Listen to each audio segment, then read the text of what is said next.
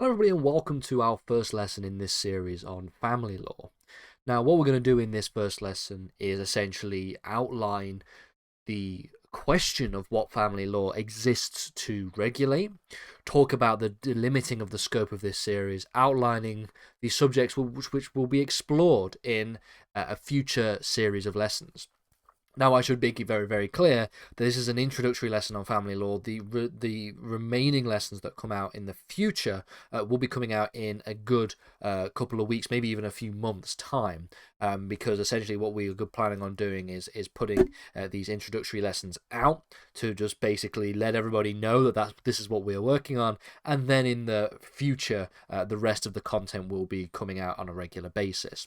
So bear that in mind when it comes to the long gap between this introductory lesson and then the future lessons which we're going to explore. But we will explain what these lessons are going to be in this particular video, what we're going to be talking about, the content, and how we're dividing the content up.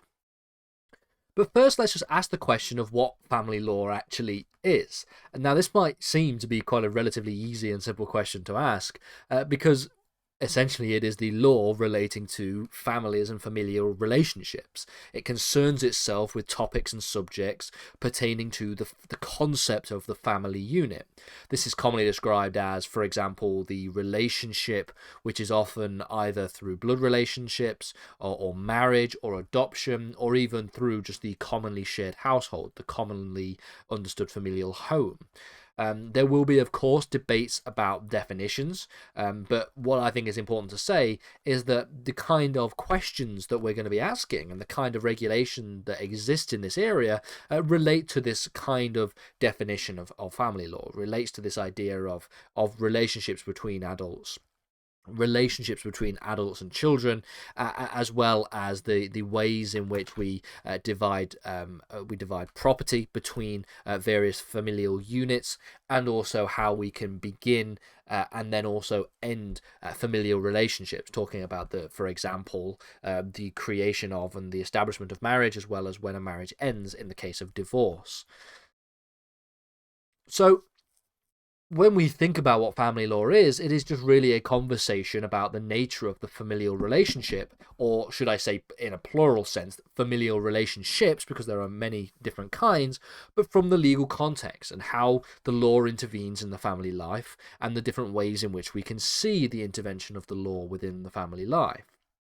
Concepts relating to marriage, divorce, domestic violence, and domestic relationships all are examples where we see the state and the law intervene within the internal affairs of a family structure, especially things like domestic violence, where you can have both a family law jurisdictional element relating to it, but also, of course, as you would understand, the idea of criminal law intervening within the context of the family relationship. The division of property is something that exists differently when we talk about, for example, a marital relationship.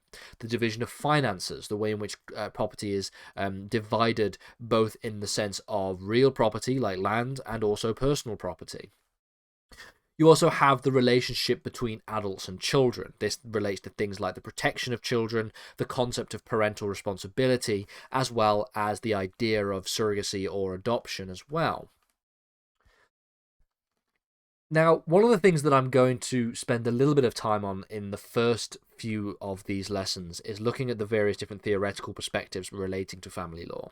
Now, this isn't going to be a long set of lessons, but it's going to be something of an introductory set of lessons, because from a theoretical perspective, it does make sense to suggest that family law is somewhat influenced by the various perspectives which can exist when it comes to divisions between, for example, age, between adults and children, but also through the divisions between sex and gender as well.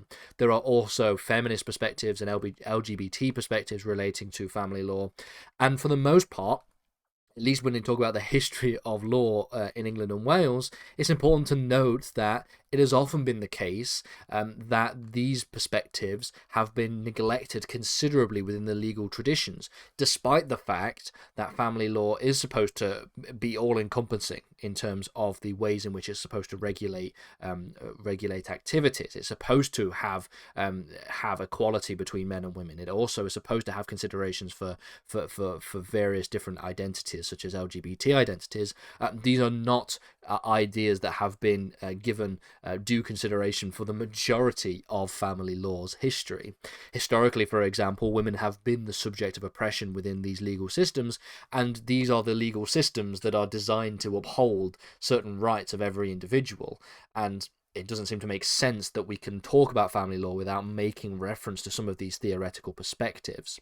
One of the most recent debates, of course, within family law pertains to LGBT individuals, LGBT rights, the idea of being able to marry in the same way as straight couples may be able to marry, having same-sex marriage. Until recently, this has been a subject of great debate. It still is a subject of great debate in some corners of the political spectrum. So that's what we'll talk about at the beginning of this series of lessons, before we talk about the more substantive law in any great detail, talking about the theoretical perspectives, talking about feminist approaches, talking about LGBT approaches, and other kinds of gender-related approaches to family law. But obviously we can't spend too much detail in the theory, because of course we're talking also about the doctrinal law itself, the black letter law that actually exists. So this series will be divided into two major subtopics, and this is sometimes a division that exists when we talk about the actual modules at universities, for example. This is divided into family law on the one hand, and then child law on the other hand, and that's how we're going to essentially do it on this channel. We're going to have a series of lessons on family law, and then a series of lessons of child law, despite the fact that you could put them together as just one all-encompassing family law topic. There is certain delineations between the two.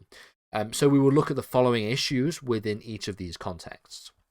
Beginning first then with the scope of the series relating to family law specifically, the first set of lessons, we're going to begin by looking at the introduction and some theoretical approaches, as I've just mentioned. This obviously involves introducing family law, talking about the different approaches to rights within family law, looking at how human rights has influenced the family law traditions, as well as, of course, theoretical approaches, which include feminism and gender theory.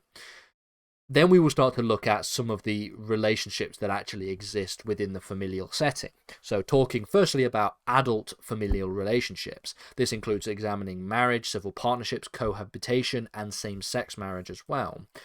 And then following on from that, we will talk about the ways in which property is distributed within adult familial relationships. So types of property, the way in which finances of a marital relationship actually operate, the distinction between land and personal property, ownership of different types of property as well.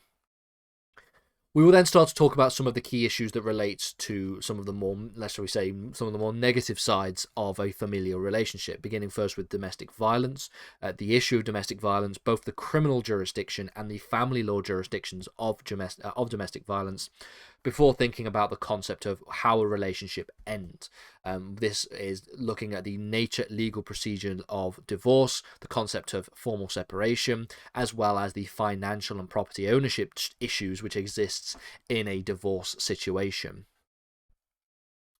Moving on to the second series of lessons, we will talk about child law, and so the scope of this series will look as follows. We will take an introduction to child law, as you will probably imagine, talking about the concepts and principles of child welfare, defining who a child actually is, what it means to be a child, as well as the issues faced by children in law and child rights.